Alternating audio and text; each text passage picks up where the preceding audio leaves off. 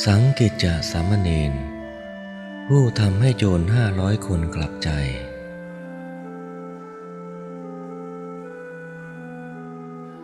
ธิดาของตระกูลข้าบดีตระกูลหนึ่งในกรุงสาวัตถี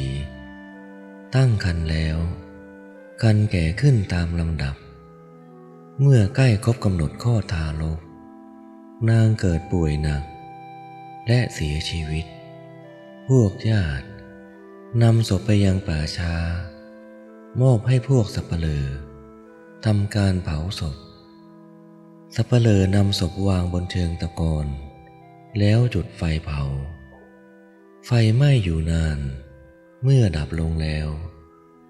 ปรากฏว่าเนื้อบริเวณที่ทารกอยู่ไม่ไหม้ไฟสัปเหร่อจึงใช้เหล็กปลายแหลมแทงหมายให้ท้องแตกก่อนจะสูญไฟเผาอีกครั้งปลายเหล็ก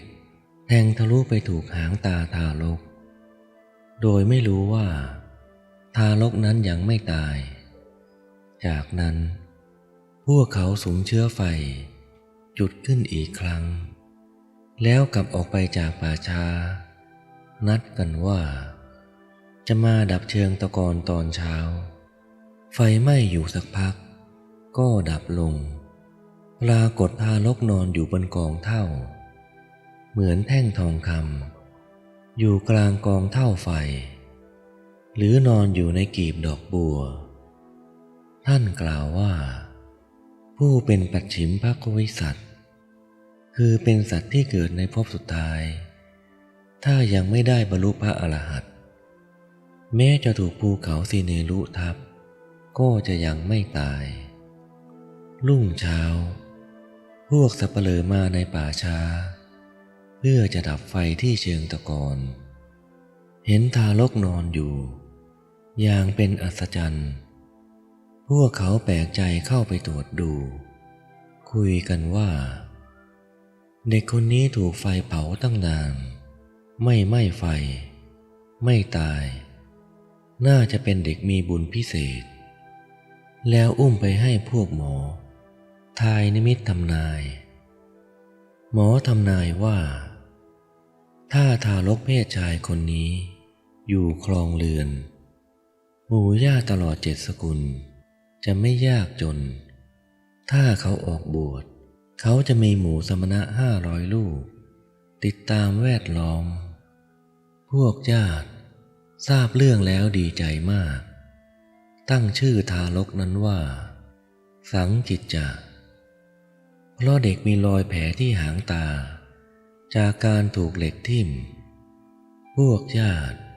เลี้ยงดูเด็กอย่างดีตั้งใจกันว่าเมื่อโตขึ้นจะให้บวชในสำนักของพระผู้เป็นเจ้าสารีบุตรเด็กชายสังกิจจะมีอายุ7 ขวบพวกญาติเล่าให้ฟังว่าตอนเจ้าอยู่ในท้องมารดาของเจ้าตายท้องกลมสัปเหร่อเผาร่างแม่เจ้าไหม้ไฟแต่ตัวเจ้าไม่ไหม้รอดมาถึงทุกวันนี้เขาฟังแล้วสลดใจกล่าวว่าผมรอดตายมาถึงทุกวันนี้ได้หากมีภัยอีกผมก็ไม่รู้จะรอดอีกหรือเปล่าโปรดอนุญาตให้ผมบวชเถิดครับหมู่ญาติดีใจกล่าวรับว่าดีแล้วดีแล้วบรรดาหมอดูลักษณะก็เคยทำนายไว้ว่าโตขึ้นเจ้าจะออกบวชพวกเขาพาสังกิจจาไปหาพระสารีบุตรกล่าวมอบว่าท่านเจ้าข้าขอพระผู้เป็นเจ้าได้โปรดบวชให้สังกิจจาด้วยพระเถระสอนจตปัญจกรรมฐานกรรมฐานที่มีหนังเป็นที่5ได้แก่ผมขนเล็บฟันและหนังแล้วปลงผมให้ในเวลาที่ปลงผมเสร็จสังกิจจะก็บรรลุพระอรหันต์พร้อมด้วยปฏิสัมภิทาเป็นพระอรหันต์บวชแล้ว พำนักอยู่ในพระเชตวันมหาวิหารก่อนหน้าที่สังกิจจาจะบวชเป็นสามเณรประมาณ5 ปีมีกุลบุตรชาวสาวัตถีประมาณ30 คนฟังธรรมแล้วบวชถวายชีวิตแก่พระศาสนาพวกท่านอุปสมบทประพฤติพรหมจรรย์ได้5 พรรษาแล้วต้องการออกจากเขตเมืองไปอยู่ป่าจึงทูลขอเรียนกรรมฐานพระพุทธเจ้าทรงสอนกรรมฐานตั้งแต่ต้นจนถึงบรรลุพระอรหันต์แก่พวกท่านแล้วตรัสถามว่าพวกเธอจะไปอยู่ที่ไหนกันพวกท่านกราบทูลตอบว่าจะไปอยู่แดนป่าห่างจากพระเชตวันราว120 โยชน์พระพุทธเจ้าข้าพระพุทธเจ้าทรงใกล้ควรดูก็เห็นว่าภิกษุกลุ่มนี้ไปอยู่ที่โน่นแล้วจะมีภัยจากโจรซึ่งภัยนั้นจะมาสู่หมู่ภิกษุเพราะคนกินเดนคนหนึ่งที่พวกภิกษุอนุเคราะห์ไว้ด้วยอาหารทรงดำริว่าภัยนั้นจะไม่แพร่พานหมู่ภิกษุถ้าสังกิจจสามเณรเดินทางไปด้วยสามเณรจะทำให้ภัยระงับและภิกษุเหล่านี้จะบรรลุธรรมจึงตรัสแก่ภิกษุ30 รูปนั้นว่าภิกษุทั้งหลายพวกเธอจงไปอำลาพระสารีบุตรผู้เป็นพี่ชายของพวกเธอก่อนเถิดพวกท่านรับพระพุทธดำรัสแล้วไปหาพระสารีบุตรพระเถระถามว่าเหตุใดผู้มีอายุทั้งหลายจึงมาหาผมภิกษุเหล่านั้นก็เรียนว่าพวกกระผมเรียนกรรมฐานจากพระศาสดาแล้วจะไปบำเพ็ญสมณธรรมในป่าพระศาสดาจึงตรัสให้พวกเรามาบอกลาพระพี่ชายก่อนพระสารีบุตรคิดว่าพระศาสดาอาจทรงเห็นเหตุบางอย่างจึงส่งภิกษุเหล่านี้มาหาเราใกล้ควรแล้วก็ทรงทราบพุทธประสงค์ที่จะให้สังกิจจสามเณรติดตามไปคุ้มครองภิกษุเหล่านี้พระเถระจึงถามว่าพวกท่านมีสามเณรคอยอุปถากแล้วหรือตอบว่าไม่มีเลยพระเถระเสนอว่าเมื่อพวกท่านไม่มีสามเณรก็ควรจะให้สังกิจจสามเณรติดตามไปด้วยภิกษุเหล่านั้นกล่าวว่าอย่าเลยสามเณรยังเป็นเด็กมากจะทำให้พวกเราเกิดความกังวลในป่าที่พวกเราไปไม่น่าจะต้องมีอะไรให้สามเณรทำพระสารีบุตรกล่าวว่าท่านผู้มีอายุทั้งหลายสามเณรรูปนี้จะไม่ทำให้พวกท่านกังวลมีแต่พวกท่านนี่แหละจะสร้างความกังวลให้สามเณรพระศาสดาทรงเห็นแล้วจึงส่งพวกท่านมาหาเราเพื่อให้เราส่งสามเณรไปกับพวกท่านจงพาสามเณรไปเถิดภิกษุ30 รูปเชื่อฟังคำของพระเถระมีสามเณรสังกิจจาร่วมเดินทางเป็นรูปที่31เดินทางไกลราว120 โยชน์มีประชาชนเลื่อมใสศรัทธานิมนต์ให้อยู่จำพรรษาพวกท่านรับนิมนต์แล้วพวกเขาได้ช่วยกันจัดทำที่พักกลางวันและกลางคืนที่จงกรมและบรรณศาลาและประชุมนัดหมายวาระที่แต่ละครอบครัวต้องปฏิบัติบำรุงหมู่ภิกษุถึงวันเข้าพรรษาพวกภิกษุประชุมให้โอวาทกันและกันเพื่อปฏิบัติกรรมฐานบูชาพระพุทธเจ้าผู้ยังทรงพระชนอยู่ และเพื่อการพ้นจากประตูอบายการเกิดในนรกเป็นต้นแล้วตั้งกติการ่วมกันว่าพวกเราจะอยู่พร้อมกันได้เฉพาะตอนบิณฑบาตเช้าและตอนปฏิบัติบำรุงพระเถระตอนเย็นเท่านั้นนอกนั้นพวกเราจะไม่อยู่ร่วมกันแต่ถ้าภิกษุรูปใดเกิดความไม่ผาสุกขึ้นก็ให้ผู้นั้นเคาะระฆังภิกษุรูปอื่นๆก็จงมาดูแลกันในเวลาที่เหลือนอกจากนี้พวกเราควรประกอบกรรมฐานด้วยความไม่ประมาทเถิดเช้าวันหนึ่งภิกษุเหล่านั้นบิณฑบาตได้อาหารแล้วแวะสงน้ำจากนั้นนั่งฉันพัดอยู่ริมหาดทรายริมแม่น้ำคนเข็นใจมีอายุคือคนยากจนคนหนึ่งเดินผ่านมาเขากำลังจะไปหาบุตรสาวอีกคนหนึ่งเพื่ออาศัยเลี้ยงชีพภิกษุถามเขาว่าจะไปไหนเขาก็เล่าว่าจะมาอยู่บ้านลูกสาวในหมู่บ้านนี้อาศัยกินไปวันๆตอนนี้จะไปหาลูกสาวอีกคนไปอาศัยอยู่กินวันๆหนึ่งเหมือนกันพวกภิกษุฟังแล้วเกิดความกรุณาบอกให้ไปหยิบใบไม้มาแล้วแบ่งข้าวคลุกกับข้าวให้รูปละ1 ก้อนคนเข็นใจไหว้แล้วนำอาหารไปนั่งกินเมื่ออิ่มแล้วเรียนถามว่าพวกท่านเดินหาอาหารเพราะมีคนนิมนต์ให้ไปรับหรือตอบว่าไม่ใช่หรอกพวกเราเดินไปก็จะมีผู้มีศรัทธานำอาหารมาใส่ในบาตรของพวกเราพวกเขาไม่ได้นิมนต์ให้พวกเราไปรับหรอกชายทุกขตายากจนเข็นใจคิดว่าเราเคยขยันขันแข็งรับจ้างทำการงานอย่างหนักยังไม่เคยได้อาหารปราณีต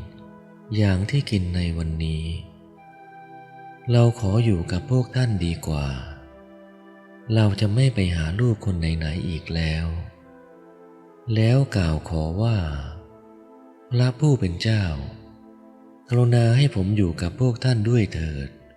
ผมจะช่วยทำสิ่งที่พวกท่านทำไม่ได้พวกภิกษุตอบตกลงให้เขาอยู่รับใช้ชายทุกขตาอยู่รับใช้หมู่ภิกษุอย่างดีเป็นที่รักใคร่ของภิกษุล่วงไป2 เดือนเขาก็คิดถึงบุตรสาวอยากกลับไปหาลูกคิดว่า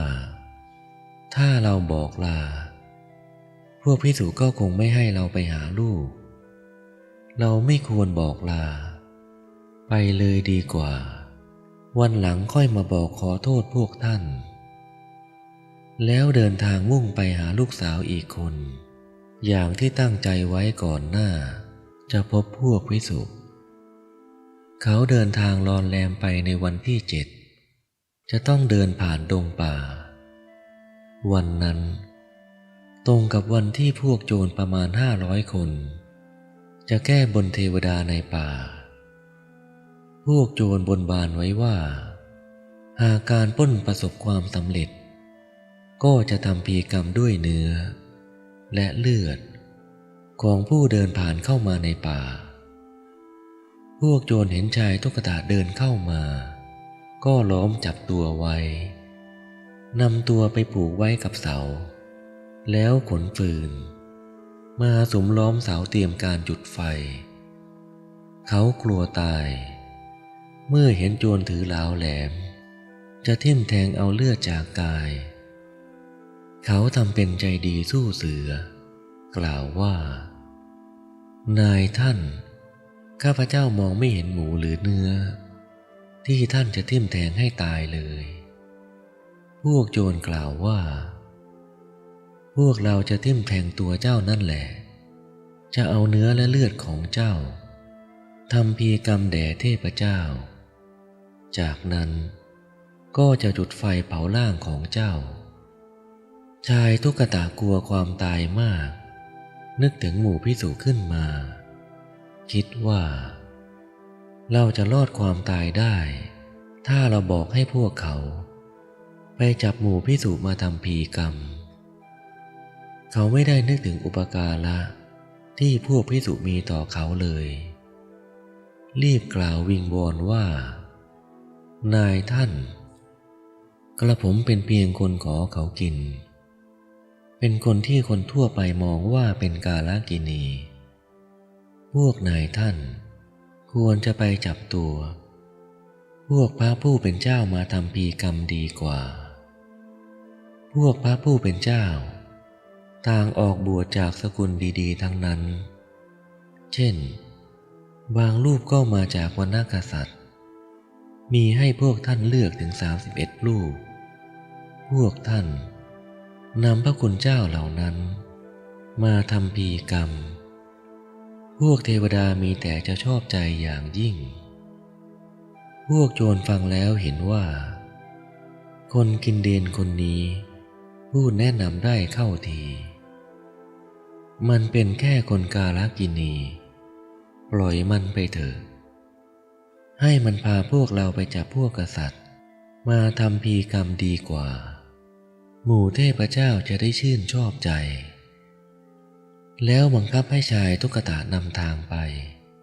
พวกโจรไปถึงสถานที่ที่ภิกษุจำพรรษาแล้วไม่เห็นใครๆเลยชายตุ๊กตาแนะนำว่าต้องเคาะระฆังเคาะแล้วพวกท่านจะออกมาเองหัวหน้าโจรเคาะระฆังแล้วพวกภิกษุคิดว่าระฆังดังผิดเวลาเดิมจะเคาะ2 เวลาคือเช้าและเย็น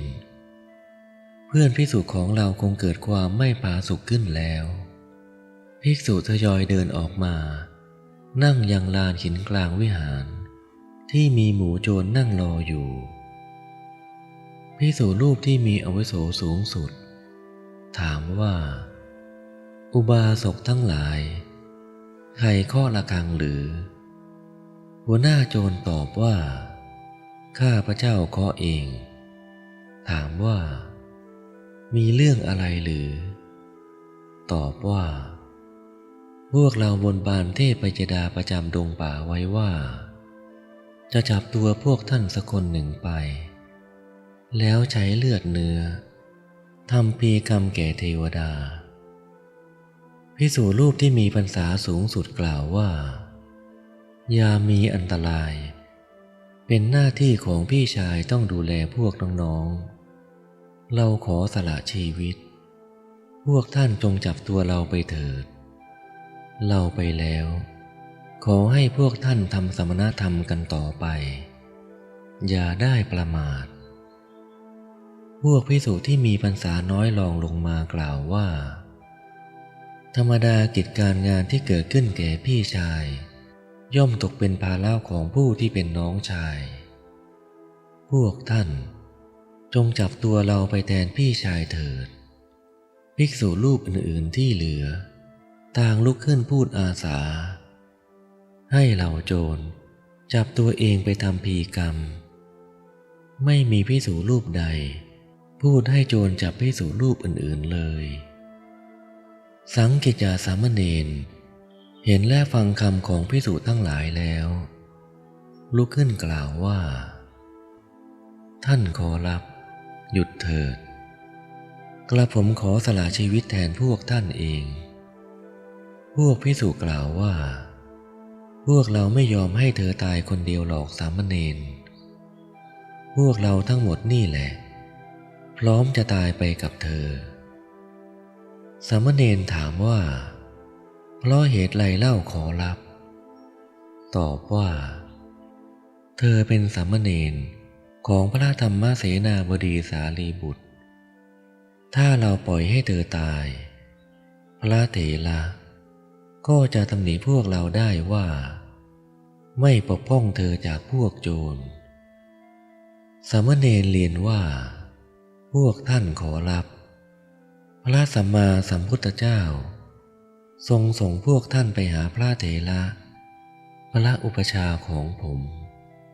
พระอุปชฌาย์ของผมเห็นเหตุการณ์นี้แล้ว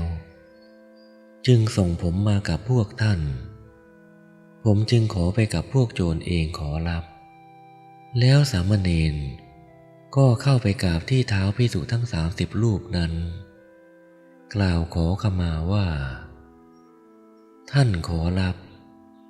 ถ้าโทษล่วงเกินของผมมีอยู่ขอพวกท่านจงงดโทษล่วงเกินนั้นด้วยเถิดแล้วเดินไปหาหัวหน้าโจรครั้งนั้นภิกษุเหล่านั้นเกิดความสลดใจใหญ่หลวงคิดว่าสามเณรน้อยอายุ7 ขวบกำลังจะไปตายพวกท่านต่างมีน้ำตานองหน้าหัวใจสั่นภิกษุรูปที่อาวุโสสูงสุดกล่าวกับหัวหน้าโจรว่าสามเณรยังเป็นเด็กมากอาตมาไม่อยากให้เธอเห็นพวกท่านก่อกองไฟเสี้ยมล้าวแหลมสุมใบไม้พวกโจรคุมตัวสามเณรออกไปถึงป่าแห่งนั้นแล้วพวกโจรให้สามเณรนั่งอยู่ที่หนึ่งโจรที่เหลือช่วยกันตัดเตรียมพิธีทำพิธีกรรมเสร็จแล้วนำตัวสามเณรไปนั่งบนกองฟืนใหญ่มิได้ผูกมัดมือมัดเท้าสามเณรหัวหน้าโจรบวงสรวงเทพยดาแล้วหยิบดาบเดินขึ้นไปบนกองฟืนเงื้อดาบแล้วฟันลงตรงที่คอสามเณรผู้กำลังนั่งเข้าฌานแล้วทำอภิญญายังฤทธิ์ให้ดาบฟันไม่เข้าดาบกระทบคอแล้วถึงกับคดงอหัวหน้าโจรคิดว่าเราฟันผิดจังหวะจึงเปลี่ยนดาบใหม่เงื้อแล้วฟันลงที่คออีกครั้งคราวนี้ดาบงอม้วนเป็นดุจม้วนใบตาลเลยทีเดียวแท้จริงไม่มีใครสามารถฆ่าสามเณรได้แม้จะเอาขุนเขาสิเนลุมาทับสามเณรก็ไม่ตายจะป่วยกล่าวไปใหญ่ถึงการใช้ดาบฟันหัวหน้าโจรเห็นปาฏิหาริย์แล้วคิดว่าแต่ก่อนดาบของเราสามารถตัดหินฟันตอไม้ตะเคียนขาดเหมือนฟันหยวกกล้วยตอนนี้ดาบของเรากลับคดงอดาบนี้ไม่มีชีวิตจิตใจยังรู้คุณของสามเณรเลยมีแต่พวกเรานี้แหละที่ไม่รู้คุณแล้วโยนดาบลงที่พื้นดินนั่งหมอบลงกราบแทบเท้าสามเณรกล่าวขอขมาว่าท่านเจ้าข้าพวกเราเข้าอาศัยอยู่ในดงนี้เพราะต้องการทรัพย์ที่ผ่านมาบุรุษจำนวน1,000 คนเห็นพวกเราแต่ไกลก็ยังสั่นไหวเกรงกลัวจนพูดอะไรไม่ออกแต่ตัวท่านสามเณรกลับไม่มีความหวาดสะดุ้งกลัวเลยใบหน้าของท่านยังผ่องใสดังทองคำหรือเหมือนกับดอกกันนิกาบานทำไมเป็นอย่างนั้นหนอสามเณรออกจากฌานแล้วแสดงธรรมแก่พวกโจรว่าท่านผู้เป็นนายแห่งโจรพระขีณาสพท่านเห็นว่าอัตภาพเป็นภาระหนักอยู่บนศีรษะการที่อัตภาพของท่านจะแตกทำลายไปท่านย่อมยินดีไม่มีความหวาดกลัวเลยแล้วกล่าวคาถาอีกว่าทุกทางใจนั้นย่อมไม่มีแก่ท่านผู้ไม่มีความห่วงใยท่านผู้แสวงหาคุณสิ้นสังโยชน์แล้วก้าวล่วงภัยทุกอย่างได้ตัณหาที่นำไปสู่ภพของท่านสิ้นแล้วท่านรู้เห็นธรรมตามความเป็นจริงแล้วท่านเห็นความตายเป็นสิ่งไม่น่ากลัวความตาย เป็นการวางภาระหนักฉะนั้นหัวหน้าโจรฟังแล้วถามพวกลูกน้องว่าพวกเจ้าจะทำอย่างไรพวกลูกน้องถามว่าแล้วนายเล่าจะทำอย่างไรตอบว่าเราได้เห็นปาฏิหาริย์นี้เราไม่อยากครองเรือนเราจะบวชกับสามเณรพวกลูกน้องก็กล่าวว่าเมื่อท่านบวชพวกเราก็จะบวชโจรทั้ง500 คนไหว้สามเณรแล้วกล่าวขอบรรพชาสามเณรตัดผมและชายผ้าด้วยดาบของพวกโจรแล้วย้อมผ้าเหล่านั้นด้วยดินแดงให้พวกเขานุ่งห่มให้สมาทานศีล10แล้วพาสามเณรทั้งหมดไปหาภิกษุ30 รูปภิกษุเหล่านั้นเห็นสามเณรมาก็ยินดีมากกล่าวถามว่าสังกิจจาเธอเป็นสัตบุรุษเธอไม่ตายหรือตอบว่าไม่ตายขอรับพวกโจรอยากจะฆ่าผมแต่ไม่อาจฆ่าได้ตอนนี้พวกเขาเลื่อมใสคุณธรรมของผมฟังธรรมแล้วบวชผมมาเยี่ยมและลาพวกท่านขอพวกท่านจงไม่ประมาทในการบำเพ็ญสมณธรรมผมจะพาเหล่าสามเณรไปหาพระอุปชฌาย์ของผมแล้วลาพวกภิกษุไปสังกิจจาสามเณรนำสามเณร500 รูปเข้าไปหาพระสารีบุตรผู้เป็นพระอุปชฌาย์พระเถระถามว่าสังกิจจาเธอได้อันเตวาสิกแล้วหรือตอบว่าได้แล้วขอรับแล้วเล่าเรื่องทั้งหมดให้ฟังพระเถระบอกให้สามเณรพาสามเณรใหม่ไปเข้าเฝ้าพระศาสดาในพระเชตวันมหาวิหารทั้งหมดเข้าเฝ้าถวายอภิวาทแล้วพระพุทธเจ้าตรัสถามว่าสังกิจจาเธอได้อันเตวาสิกแล้วหรือสามเณรกราบทูลว่าได้แล้วขอรับแล้วกราบทูลเรื่องทั้งหมดให้ทรงทราบพระศาสดาตรัสถามพวกท่านว่าเรื่องทั้งหมดเป็นอย่างนั้นหรือภิกษุทั้งหลายพวกท่านทูลว่าเป็นอย่างนั้นพระพุทธเจ้าข้าตรัสว่าการดำรงตนอยู่ในศีลแม้เพียงวันเดียวก็ประเสริฐกว่าที่พวกเธอทำโจรกรรมเป็นคนไม่มีศีลอยู่ตั้ง100 ปีแล้วตัดพระคาถาอีกว่าผู้ใดเป็นผู้ทุศีลมีจิตไม่ตั้งมั่นแม้มีชีวิตอยู่ถึง100 ปีก็ไม่ประเสริฐเลยส่วนความเป็นอยู่ของผู้มีศีลมีฌานแม้เพียงวันเดียวประเสริฐกว่าจบพระธรรมเทศนาภิกษุทั้ง500 รูปนั้นบรรลุพระอรหันต์พร้อมทั้งปฏิสัมภิทา4แล้วและเมื่อสังกิจจาสามเณรมีอายุครบอุปสมบทท่านก็อุปสมบทเป็นภิกษุ